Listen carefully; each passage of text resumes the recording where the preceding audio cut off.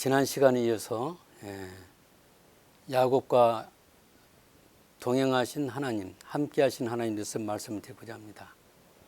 본문은 창세기 32장 22절에서 32절 말씀입니다. 밤에 일어나 두 아내와 두 여종과 11 아들을 인도하여 야복을 건널세. 그들은 인도하여 시내를 건너며 그 소유도 건네고 야곱은 물론 홀로 남았더니 어떤 사람이 날이 새도록 야곱과 씨름하다가 그 사람이 자기가 야곱을 이기지 못함을 보고 야곱의 환도뼈를 치매 야곱의 환도뼈가 그 사람과 씨름할 때 유골되었더라. 그 사람이 가로되 날이 새려니 나로 가게 하라. 야곱이 가로되 당신이 내게 축복하지 아니하면 가게 하지 아니하겠나이다. 그 사람이 그에게 이르되 내 이름이 무엇이냐? 그가 가로되 야곱이니이다.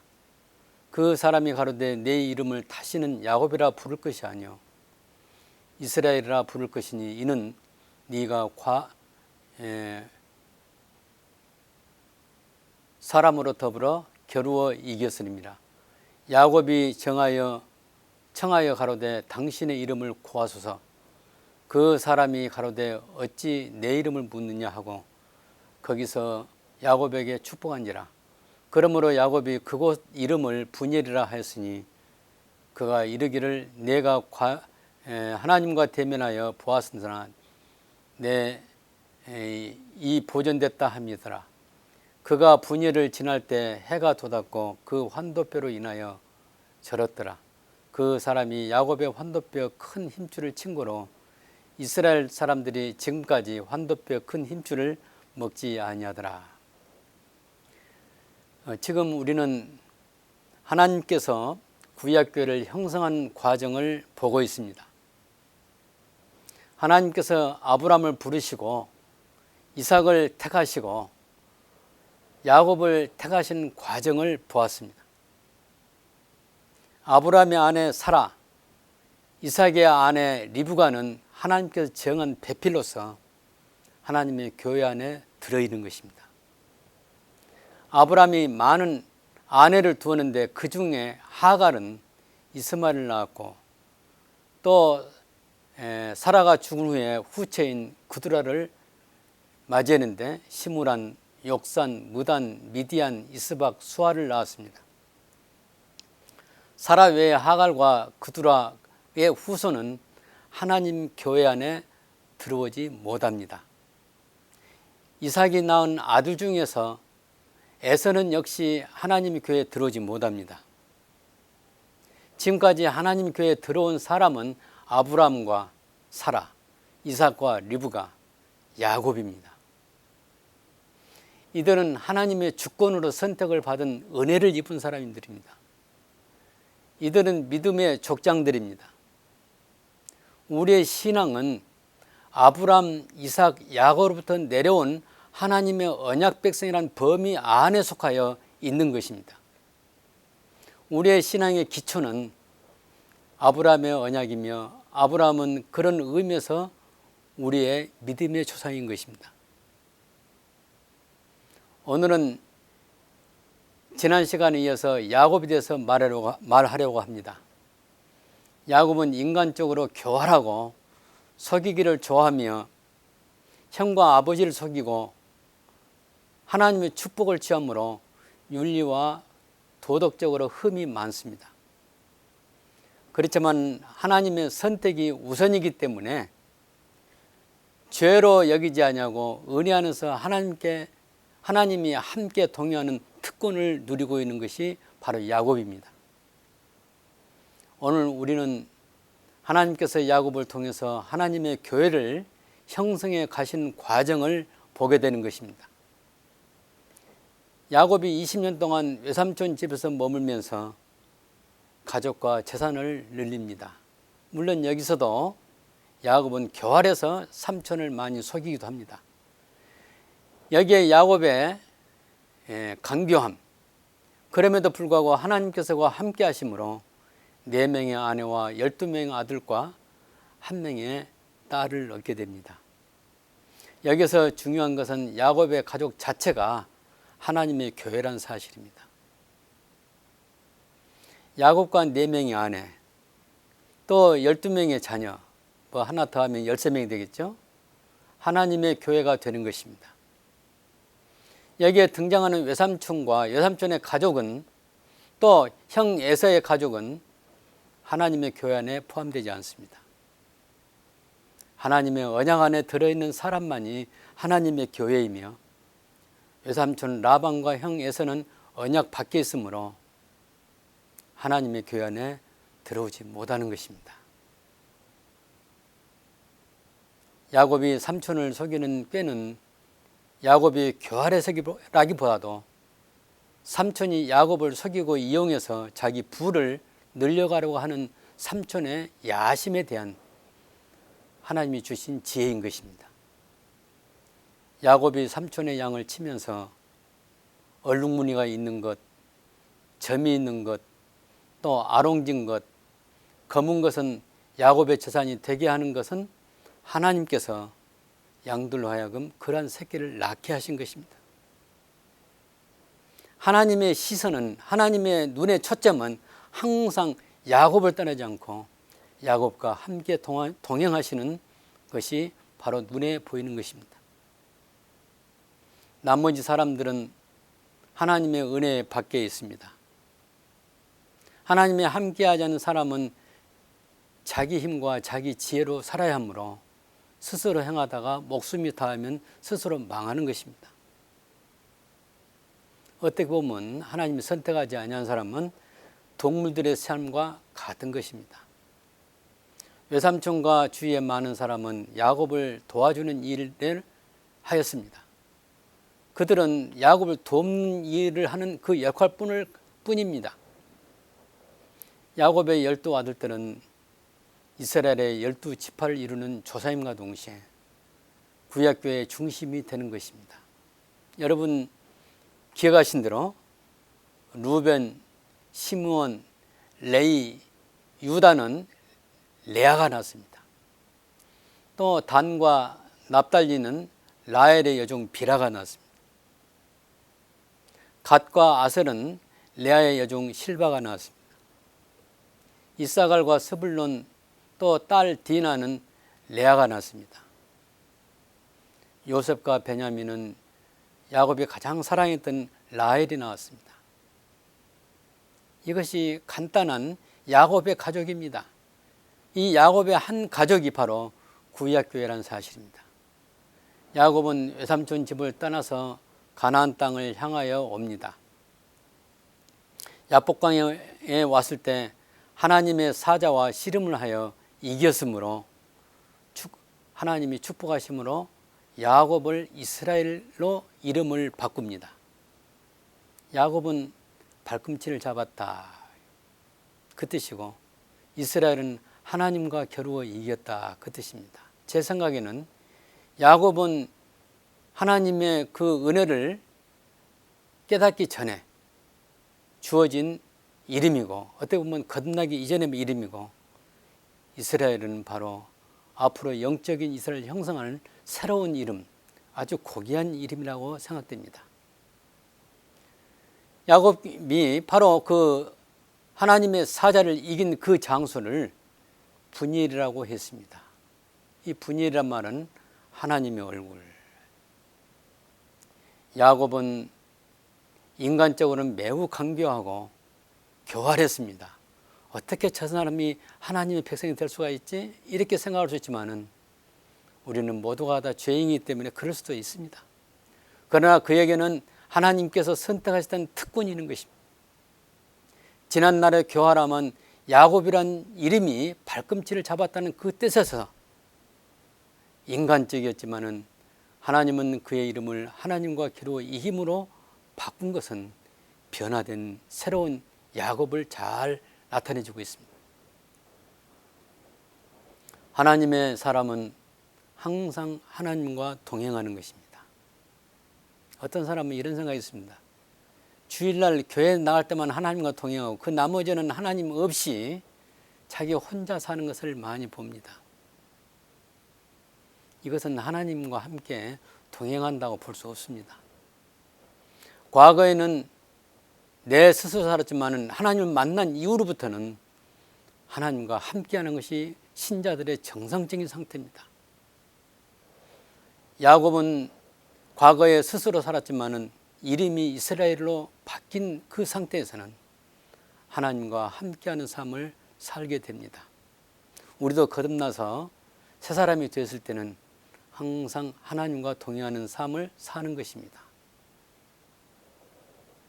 오늘 우리의 삶도 점검해 볼 필요가 있습니다. 변화된 인격, 성령 하나님이 나의 영혼과 함께함으로 하나님의 모습이 드러남으로 동행하는 것입니다. 만약 그러한 상태라면 하나님의 자녀라고 말할 수 있습니다. 사랑하는 성도 여러분, 우리 안에 하나님의 형상을 이루어야 합니다. 우리 예수님이 십자가 달리기 전날 밤에 다락방에서 하신 그 강화가 있습니다. 그 강화 내용은 요한복음 14장, 15장, 16장 말씀입니다. 비록 이 세 개의 장으로 굉장히 범위가 넓지만은 이 14, 15, 16장, 요한복음 14, 15, 16장은 하루 저녁에 하신 설교 말씀입니다. 그 말씀에 내가 간 다음에 또 다른 보혜사를 보낸다고 하였습니다. 이 보혜사의 뜻은 무엇입니까? 하나님이 함께한다는 뜻이에요. 함께하는 하나님 오시는데 그분이 바로 성령이십니다. 우리가 보통 보혜사라는 것은 인도자, 안내자, 카운슬러 이런 식으로만 해석하고 있는데 한마디로 가장 쉽게 생각한다면 하나님이 함께 하신다. 물론 임마누엘이라는 말은 하나님이 함께 하신다는 말이 있습니다. 그 뜻을 가진 하나님이 오시는데 그분이 바로 성령이십니다. 오늘 이 시간에 저와 여러분 마음에 성령님이 계십니까? 혹시 계신다면 성령님이 한구석에 지금 무릎을 쪼그리고 앉아 계십니까? 그러면 하나님을 하나님으로 대접하지 못한 상태가 되는 것입니다. 항상 우리 안에 성령님이 계시고 그분이 하나님으로서 우리의 주가 되시고 우리의 인도자가 되시고 또 동행하신 분이라면 24시간 아니 매 순간 하나님과 함께하는 삶을 살게 되는 것입니다. 야곱은 애굽으로 이주해 갑니다. 본문 창세기 46장 1절부터 27절까지 보게 되면 그 안에 야곱이 슬픔이 두 가지가 나옵니다. 첫째는 사랑하는 아내 라헬의 죽음입니다. 라헬은 바단 아람에서 돌아올 때 베냐민을 낳으면서 산고를 내어 오다가 도중에서 죽었습니다. 에브라시란 지금 현재 베들레헴 땅인데 거기에 장사되었습니다. 그 후에 요셉과 베냐민을 다른 자식보다 더 사랑하였습니다. 두 번째 슬픔은 요셉이 애굽으로 팔려갔을 때 요셉이 죽었다고 하는 말을 듣고 계속 슬픔을 가지고 있었습니다.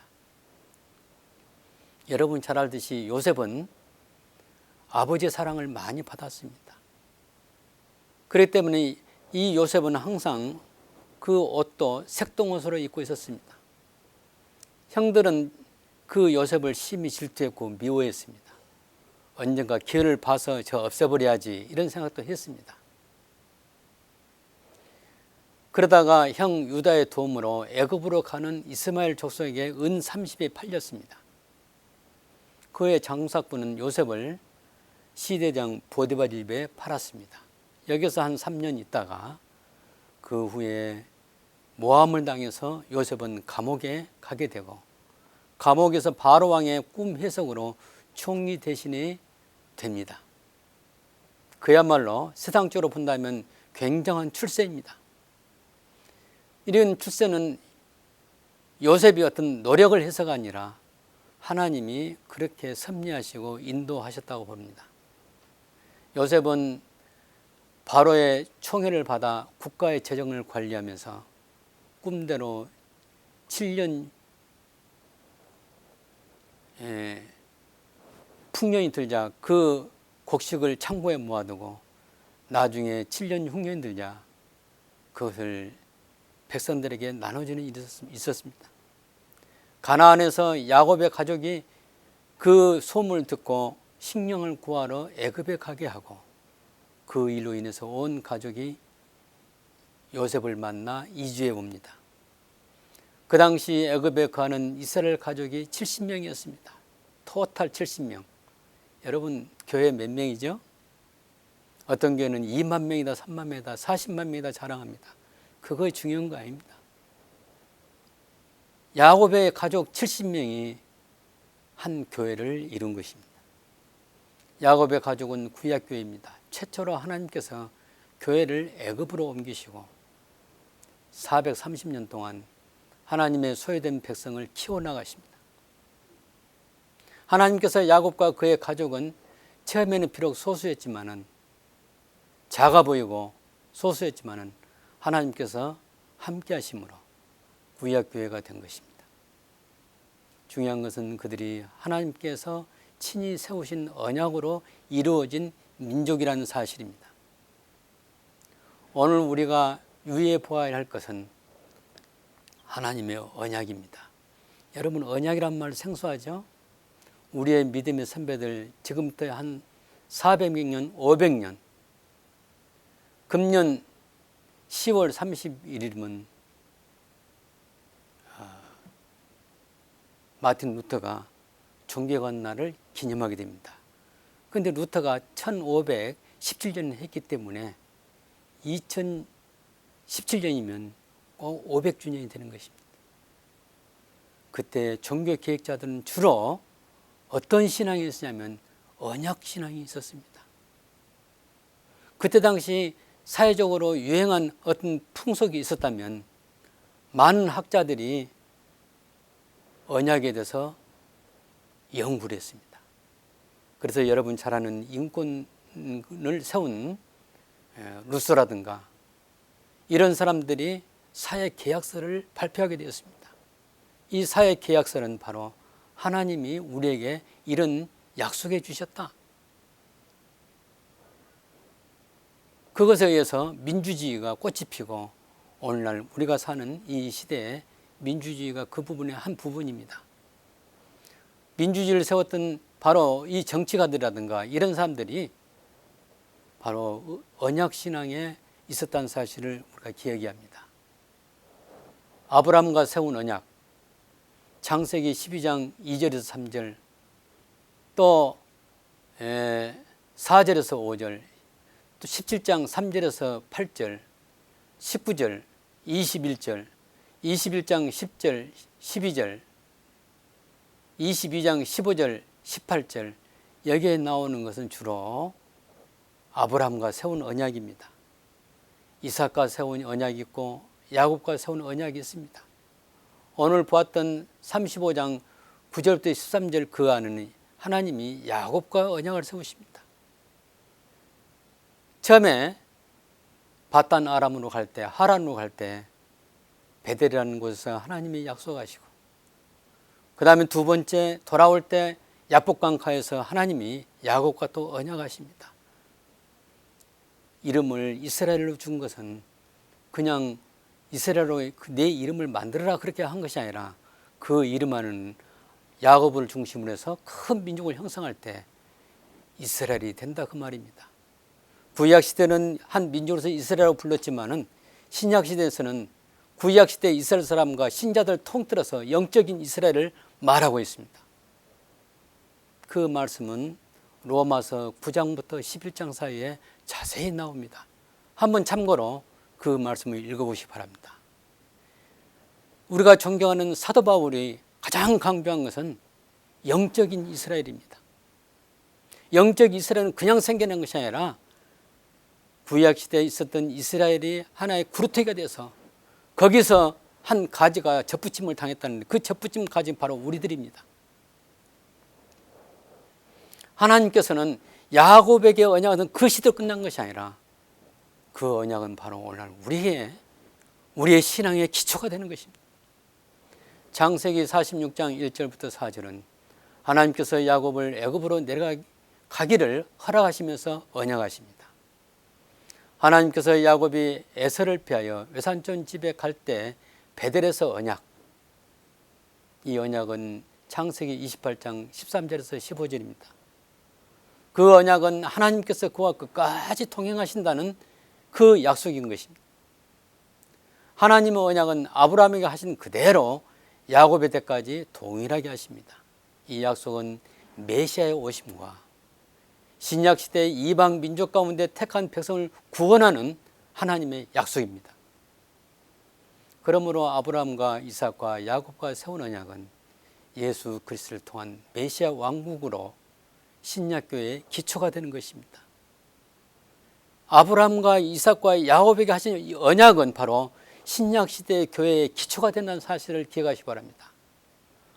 우리는 그 언약한 그 약속에 세워진 신약교회의 구경꾼이 아니고 우리는 신약교회의 주인공이라는 사실을 기억하시기 바랍니다. 오늘 우리는 창세기에 나오는 족장들에게 약속하신 언약은 우리의 신앙에 매우 중요합니다. 그 이유는 우리의 구원은 족장들과 세운 언약의 기초에서 되기 때문입니다. 구원은 변하지 않은 하나님의 약속에 따라서 장차 큰 민족을 이룬다는 영적인 이스라엘을 말하고 있는 것입니다. 현실적으로 이스라엘 백성만 아니고 예수 그리스도를 보내서 속죄하신 택한 백성을 합하여 영적인 이스라엘을 만들어 가시는 것입니다. 중요한 것은 우리의 이름이 그 언약 백성 안에 들어있느냐 아니느냐에 그에 따라서 하나님의 인도하심이 있습니다. 지금 우리의 주위에 있는 수많은 기독교 교파 가운데 하나님께서 언약 백성을 부르신 교파는 많지 않습니다. 한마디로 지상의 기독교란 이름을 가지고 있는 교회들 가운데 하나님 나라 곧 영적인 이스라엘과 관계가 없는 교회가 수없이 많습니다. 겉모양은 기독교지만은 기독교가 아닌 거짓교회가 이단을 비롯해서 헛된 믿음을 가르친 교회들까지 많이 존재합니다. 지금 여러분은 이러한 이야기가 나올 때 무슨 생각을 하십니까? 오늘날 교회가 무엇인지 모르는 사람이 많이 있습니다. 여러분이 출석한 교회는 하나님께서 함께 하시지 않고 하나님의 뜻과 거리가 먼 상태라면 어쩌면 교회가 아닐 수 있습니다. 어떤 교회는 하나님께 예배하고 일반적인 교회 생활을 영위하면서 전도도 하고 봉사를 많이 합니다. 그렇지만 이러한 교회 활동이 성경에서 말하는 교회와 거리가 멀다면 어디까지나 인간적인 모임밖에 될 수밖에 없습니다. 교회 숫자가 많아서 붕이라고 생각합니다. 그러나 성경은 그렇게 말하지 않습니다. 예를 들면 건물이 있고 교인 수가 2,000명, 3,000명 되는 교회를 보면서 대단한 붕이라고 이렇게 평가합니다. 그러나 하나님의 기준에서는 멀고 인간의 단체로만 있다면 교회는 교회가 될 수가 없습니다. 교회는 첫째 하나님 말씀이 살아있어야 합니다. 그리고 하나님이 주관하셔야 합니다. 교회에서 어느 목사나 유력한 사람이 주관하고 주인이라면 교회가 될 수 없습니다. 오늘날 많은 교회는 겉모양은 교회지만은 세상의 한 조직과 같은 집단이 된 교회가 많이 있습니다. 우리 각자가 생각할 때 교회 내에서 불의하고 불법이 자행된다면 그 교회는 하나님 나라와는 아무런 상관이 없는 것입니다. 교회는 모이는 숫자가 중요한 것이 아니고 프로그램이 많다고 좋은 것이 아닙니다. 먼저 개인이 복음을 발견하고 그 복음을 통해서 하나님의 은혜를 입어야 하는 것입니다. 그러므로 신실한 신자라면 매 순간 성령님이 함께 하시고 성령의 인도를 받으며 성령의 열매가 생활과 나의 삶 속에서 영적으로 맺히게 됩니다. 사랑, 화평, 희락은 성령님이 함께할 때 개인의 주관적인 어떤 영적인 상태인 것입니다. 이러한 신자가 곧 교회이며 교회의 부흥은 이러한 신자가 많은 것이 부흥이며 하나님 나라로서 믿는 사람이 날마다 되어갈 때 교회의 부흥이 되는 것입니다.